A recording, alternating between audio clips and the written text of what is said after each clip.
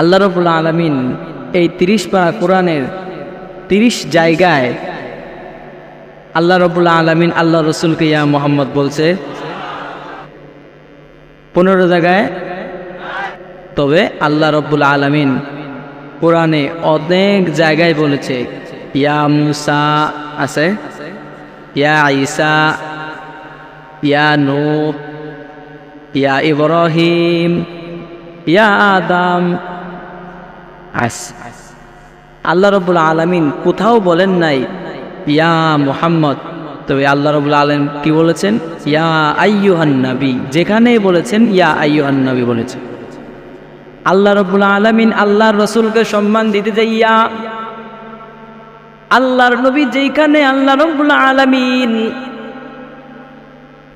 আল্লাহর রাসূলের উপর কোরআন নাজিল করার জন্য আল্লাহর নবী যখন মক্কায়, জিবরাইল আমিন কোরআন নিয়ে মক্কায়, আল্লাহর নবী যখন মদিনায়, জিবরাইল আমিন কোরআন নিয়ে মদিনায়, আল্লাহ রাব্বুল আলামিন আল্লাহর পয়গম্বর যখন যেই জায়গায় আল্লাহর পক্ষ থেকে জিবরাইল আমিন কোরআন নিয়ে সেই জায়গায়।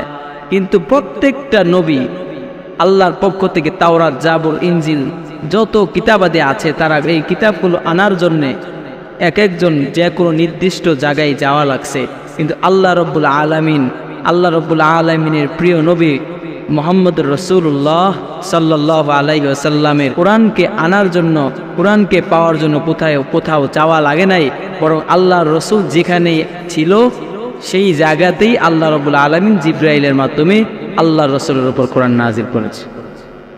তো আল্লাহ যেখানে সম্মান দিয়েছে, যেখানে আল্লাহ রাব্বুল আলামিন ইয়া নবী পর্যন্ত বলেন নাই, ইয়া মুহাম্মদ পর্যন্ত বলেন নাই।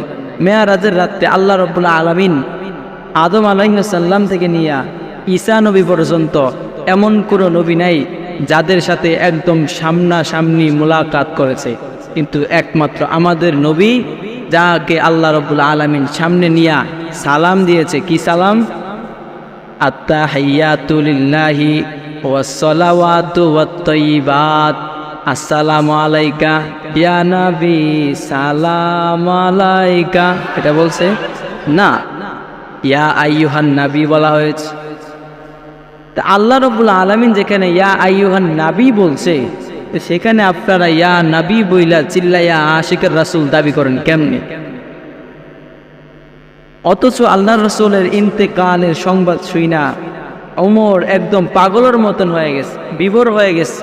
ওমর ঘোষণা দিচ্ছে যে বলবা আল্লাহর রাসূল দুনিয়া থেকে ইন্তেকাল করেছে, দুনিয়া ত্যাগ করেছে, আমি ওমর বললাম তার গর্দান থেকে তার মাথা আমি আলাদা করে দেব। আবু বকর ঘটনাস্থলে ছিল না।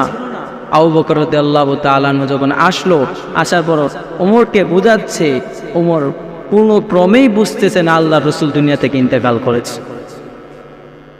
আবু বকর রাদিয়াল্লাহু তাআলা আনহু ডাক দেয়া বলে, মজলিসের মধ্যে ওমর ডাক দেয়া বলে, কেউ যদি বলো আমার মায়ার নবী দুনিয়া থেকে ইন্তেকাল করেছে, আমি ওমর তোমার গার থেকে মাথা আলাদা করে ফেলবো। আবু বকর ওমরকে যাইয়া বুঝায়, দেখো ভাই, আল্লাহর নবী তো ইন্তেকাল করেছে। ওমরের সামনে ওমর আবু বকরকেও গরম মেজাজ দেখায়। আবু বকর যখন বুঝতে পেরেছে ওমরের মেজাজটা অনেক গরম হয়ে আছে, আবু বকর ওই কিছু মানুষগুলাকে তার মুখী বানাইয়া কোরআন থেকে আয়াত পড়া শুরু করে দিল। ওয়ামা মুহাম্মাদুন ইল্লা রাসূল কদ খালাত মিন ক্বাবলিহির রাসূল আবা ইম্মা তাআউ কুতিলান ক্বালাবতুম আলা আকাবিকুম। ওমর ডাক দেয়া কয়, আবু বকর যখন এই আয়াতটা পড়তে শুরু করে দিল, এই আয়াতটা পড়ার সঙ্গে সঙ্গে মজলিসের কারো উপর কোনো আসর পড়ে নাই।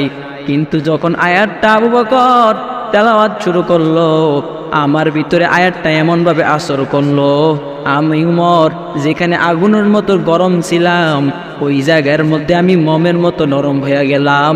আমার হাত থেকে কখন জানি তরবারি পড়ে গেল, আমি ওমর টের পাই নাই।